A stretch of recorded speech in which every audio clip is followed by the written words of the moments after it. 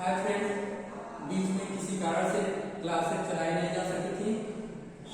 पिछले क्लास में आपको भारतीय संविधान के प्रमुख भाग और उसके अनुच्छेदों के बारे में जानकारी दी गई थी। पिछले क्लास में भारतीय संविधान का भाग 1 पढ़ा दिया गया था। आज के क्लास में आपको भारतीय संविधान के भाग 2 और उसके प्रावधान, उसके अनुच्छेदों के बारे में जानकारी दी जाएगी। भारतीय संविधान का भाग 2 नागरिकता के प्रावधान के बारे में बताता है, जो अनुच्छेद 5 से 11 के बीच में है।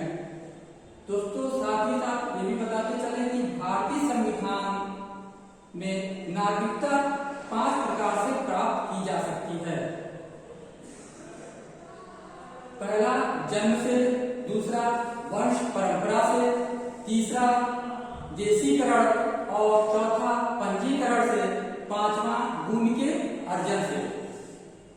तो चलिए भारतीय संविधान के भाग 2 इसमें नागरिकता का प्रावधान है, उसके बारे में जानकारी प्राप्त करते हैं।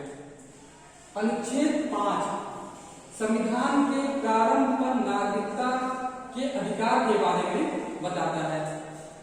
अनुच्छेद 6 पाकिस्तान से भारत आने वाले व्यक्तियों के नागरिकता के संबंध में जानकारी देता है।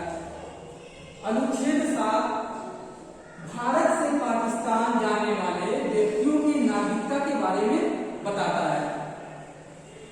अनुच्छेद 8 भारत से बाहर रहने वाले भारतीय मूल के कुछ व्यक्तियों के नागरिकता के संबंध में जानकारी देता है।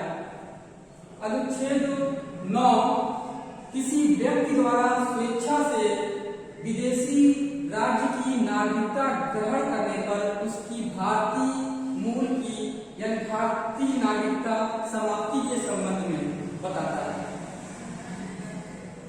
अनुच्छेद 10 किसी व्यक्ति की नागरिकता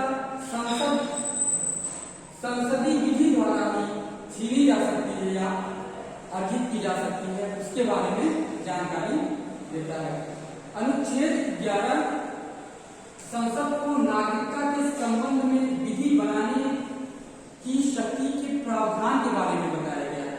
अनुच्छेद 11 में संसद को नागरिकता के संबंध में विधि बनाने की शक्ति के प्रावधान के बारे में जानकारी दी गई है।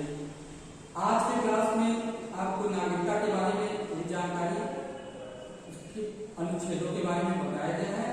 अगले क्लास में आपको भाग 3 मूल अधिकार फंडामेंटल राइट के बारे में